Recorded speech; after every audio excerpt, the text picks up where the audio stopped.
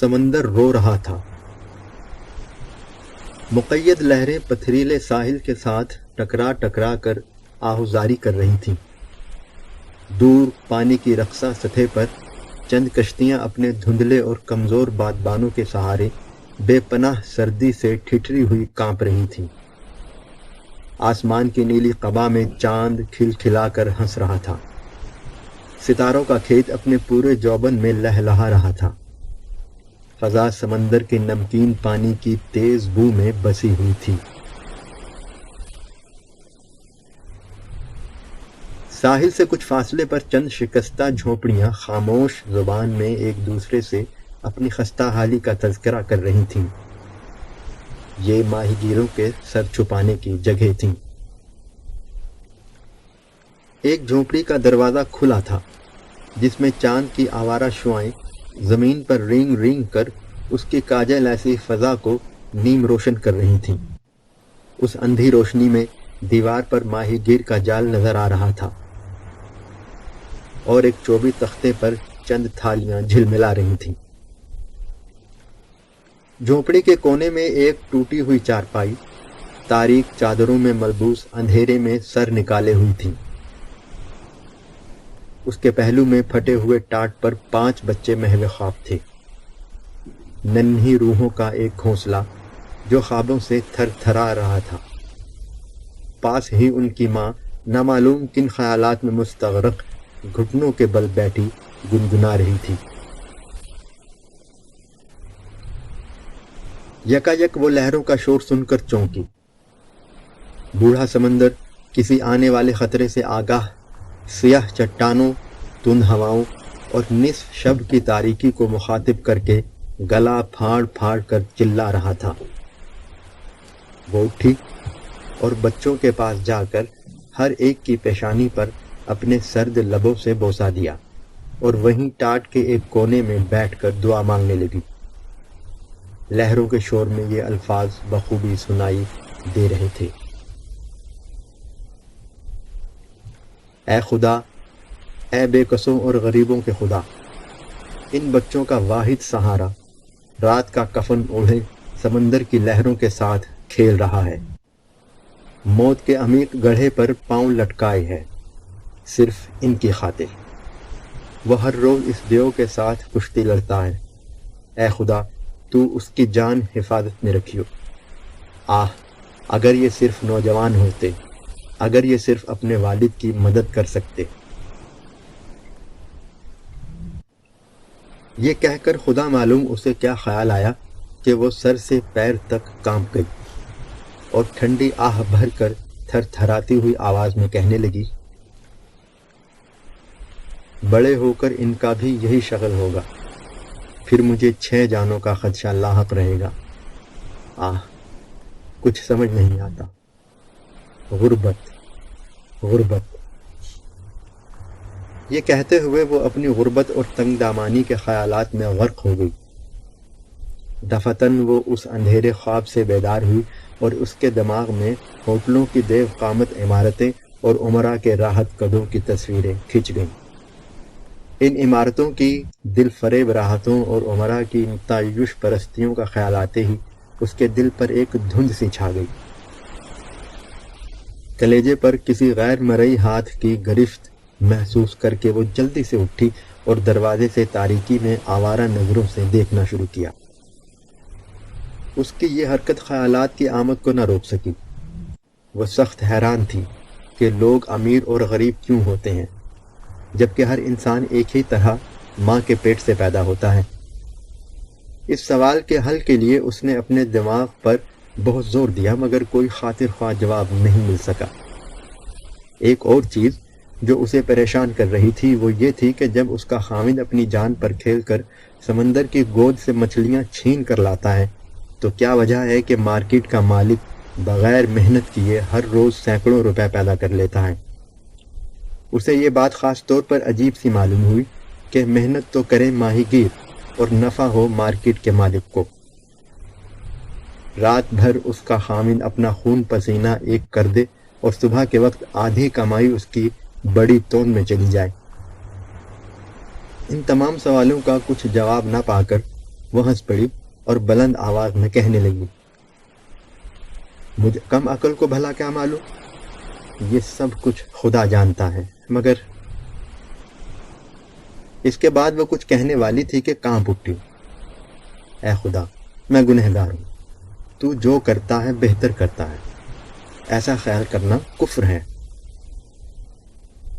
یہ کہتی ہوئی وہ خاموشی سے اپنے بچوں کے پاس آ کر بیٹھ گئی اور ان کے معصوم چہروں کی طرف دیکھ کر بے اختیار رونا شروع کر دیا۔ باہر آسمان پر کالے بادل مہیب ڈائنوں کی صورت میں اپنے سیاہ بال پریشان کیے چکر کاٹ رہے تھے۔ کبھی کبھی اگر کوئی بادل کا ٹکڑا چاند کے درخشاں رخسار پر اپنی سیاہی مل دیتا تو فضا پر قبر کی تاریکی چھا جاتی۔ سمندر کی سیمی لہریں گہرے رنگ کی چادر اوڑھ لیتیں اور کشتیوں کے مستولوں پر ٹمٹماتی ہوئی روشنیاں اس اچانک تبدیلی کو دیکھ کر آنکھیں چھپکنا شروع کر دیتیں۔ ماہی گیر کی بیوی نے اپنے میلے آنچل سے آنسو خشک کیے اور دروازے کے پاس کھڑی ہو کر دیکھنے لگی کہ آیا دن طلوع ہوا ہے یا نہیں، کیونکہ اس کا خامد طلوع کی پہلی کرن کے ساتھ ہی گھر واپس آ جایا کرتا تھا، مگر صبح کا ایک سانس بھی بیدار نہ ہوا تھا۔ سمندر کی تاریک سطح پر روشنی کی ایک دھاری بھی نظر نہ آ رہی تھی۔ بارش کاجل کی طرح تمام فضا پر برس رہی تھی۔ وہ بہت دیر تک دروازے کے پاس کھڑی اپنے خامد کے خیال میں مستغرق رہی، جو اس بارش میں سمندر کی تند موجوں کے مقابلے میں لکڑی کے ایک معمولی تختے اور کمزور بادبان سے مسلح تھا۔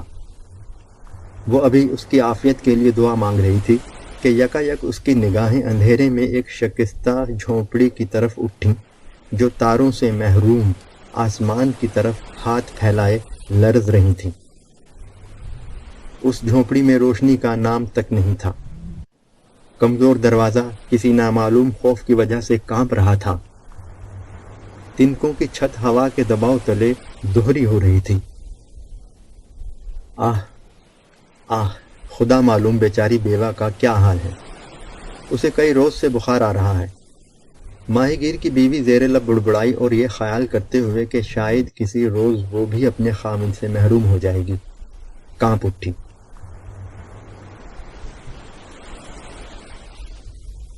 وہ شکستہ جھونپڑی ایک بیوہ کی تھی جو اپنے 2 کمسن بچوں سمیت روٹی کے قحط میں موت کی گھڑیاں کاٹ رہی تھی۔ مصیبت کی چچلتی ہوئی دھوپ میں اس پر کوئی سایہ کرنے والا نہیں تھا۔ رہا سہا سہارا 2 ننھے بچے تھے جو ابھی مشکل سے چل پھر نہیں سکتے تھے۔ ماہی گیر کی بیوی کے دل میں رحم کا جذبہ امڑا۔ بارش کے بچاؤ کے لیے سر پر ٹاٹ کا ایک ٹکڑا رکھ کر اور ایک اندھی لالٹین روشن کرنے کے بعد وہ جھونپڑی کے پاس پہنچی اور دھڑکتے ہوئے دل سے دروازے پر دستک دی۔ لہروں کا شور اور تیز ہواؤں کی چیخ پکار اس دستک کا جواب تھے۔ وہ کانپی اور خیال کیا کہ شاید اس کی اچھی ہمسائی گہری نیند سو رہی ہے۔ اس نے ایک بار پھر آواز دی۔ دروازہ کھٹکھٹایا، مگر جواب پھر خاموشی تھا۔ کوئی صدا، کوئی جواب اس جھونپڑی کے بوسیدہ لبوں سے نمودار نہ ہوا۔ یکا یک دروازہ، جیسے اس بے جان چیز نے رحم کی لہر محسوس کی، متحرک ہوا اور کھل گیا۔ ماہی گیر کی بیوی جھونپڑی کے اندر داخل ہوئی اور اس خاموش قبر کو اپنی اندھی لالٹین سے روشن کر دیا، جس میں لہروں کے شور کے سوا مکمل سکوت طاری تھا۔ پتلی چھت سے بارش کے قطرے بڑے بڑے آنسوؤں کی صورت میں سیاہ زمین کو تر کر رہے تھے۔ فضا میں ایک مہیب خوف سانس لے رہا تھا۔ ماہی گیر کی بیوی اس خوفناک سما کو دیکھ کر جو جھونپڑی میں سمٹا ہوا تھا، سر تا پا ارتعاش بن کر رہ گئی۔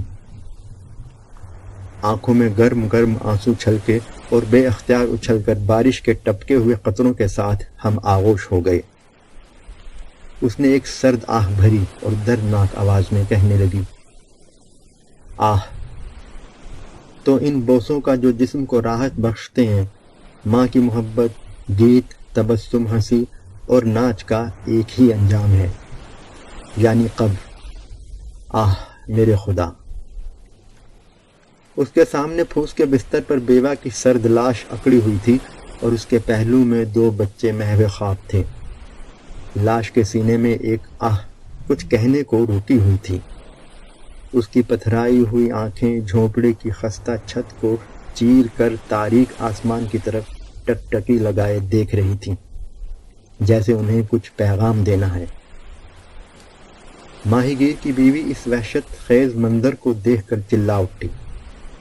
تھوڑی دیر دیوانہ وار ادھر ادھر گھومی، یکایک اس کی نمناک آنکھوں میں ایک چمک پیدا ہوئی اور اس نے لپک کر لاش کے پہلو سے کچھ چیز اٹھا کر اپنی چادر میں لپیٹ لی اور اس دارالخطر سے لڑکھڑاتی ہوئی اپنی جھونپڑی میں چلی آئی۔ چہرے کے بدلے ہوئے رنگ اور لرزاں ہاتھوں سے اس نے اپنی جھولی کو میلے بستر پر خالی کر دیا اور اس پر پھٹی ہوئی چادر ڈال دی۔ تھوڑی دیر بیوہ سے چھینی ہوئی چیز کی طرف دیکھ کر وہ اپنے بچوں کے پاس زمین پر بیٹھ گئی۔ متلا سمندر کے افق پر سپید ہو رہا تھا۔ سورج کی دھندلی چھوائیں تاریکی کا تعاقب کر رہی تھیں۔ ماہی گیر کی بیوی بیٹھی اپنے احساس جرم کے شکستہ تار چھیڑ رہی تھی۔ ان غیر مربوط الفاظ کے ساتھ کنسوری لہریں اپنی مغموم تانیں چھیڑ رہی تھی۔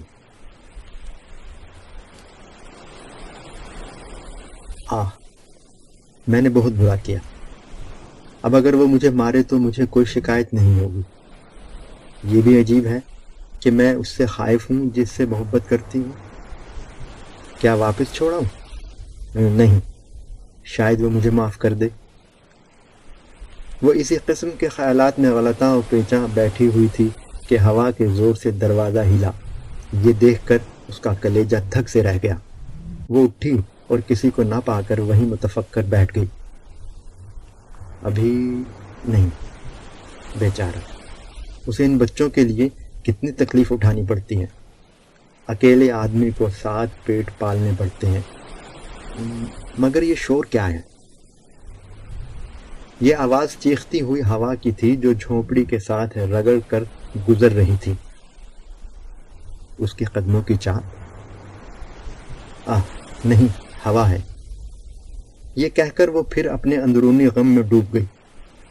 اب اس کے کانوں میں ہواؤں اور لہروں کا شور مفقود ہو گیا تھا۔ سینے میں خیالات کے تصادم کا کیا کم شور تھا۔ آبی جانور ساحل کے آس پاس چلا رہے تھے۔ پانی میں گھسے ہوئے سنگریزے ایک دوسرے سے ٹکرا ٹکرا کر کھنکھنا رہے تھے۔ کشتی کے چپوں کی آواز صبح کی خاموش فضا کو مرتعش کر رہی تھی۔ ماہی گیر کی بیوی کشتی کی آمد سے بے خبر اپنے خیالات میں کھوئی ہوئی تھی۔ دفعتاً دروازہ ایک شور کے ساتھ کھلا۔ صبح کی دھندلی شعائیں جھونپڑی میں تیرتی ہوئی داخل ہوئیں۔ ساتھ ہی ماہی گیر کاندھوں پر ایک بڑا سا جال ڈالے دہلیز پر نمودار ہوا۔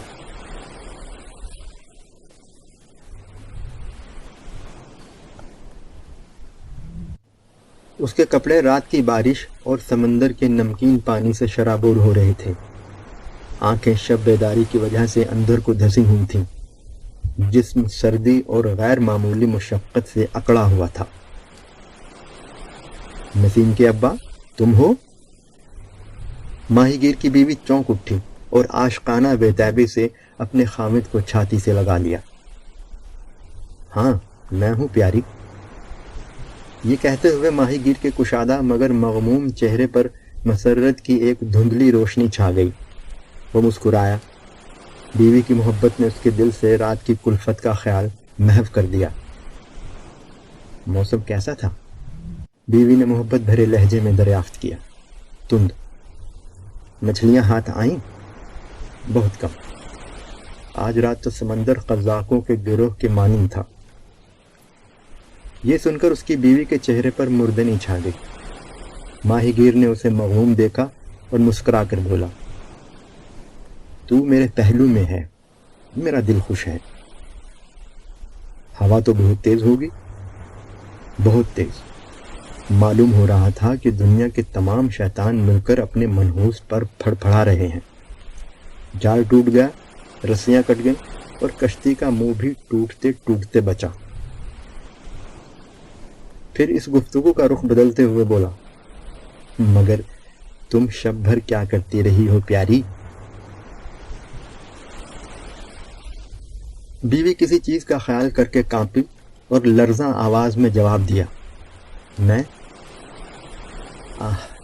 کچھ بھی نہیں، سیتی پر روتی رہی، تمہاری راہ تکتی رہی۔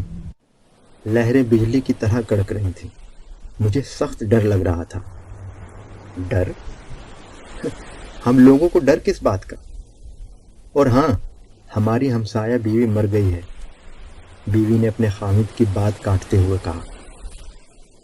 ماہی گیر نے یہ دردناک خبر سنی مگر اسے کچھ تعجب نہ ہوا، شاید اس لیے کہ وہ ہر گھڑی اس عورت کی موت کی خبر سننے کا متوقع تھا۔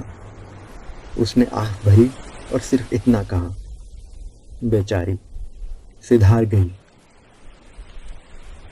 ہاں، اور 2 بچے چھوڑ گئی ہے جو لاش کے پہلو میں لیٹے ہوئے ہیں۔ یہ سن کر ماہی گیر کا جسم زور سے کانپا اور اس کی صورت سنجیدہ اور متفکر ہو گئی۔ ایک کونے میں اپنی اونی ٹوپی جو پانی سے بھیگ رہی تھی پھینک کر سر کھجلایا اور کچھ دیر خاموش رہنے کے بعد اپنے آپ سے بولا،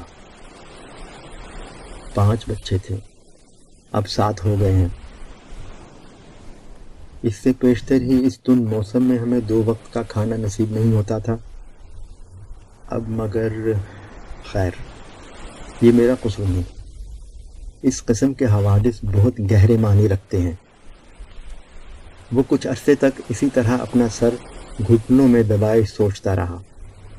اسے یہ سمجھ نہ آتا تھا کہ خدا نے ان بچوں سے جو اس کی مٹھی کے برابر بھی نہیں ہیں ماں کیوں چھین لی ہے، ان بچوں سے جو نہ کام کر سکتے ہیں اور نہ ہی کسی چیز کی خواہش کر سکتے ہیں۔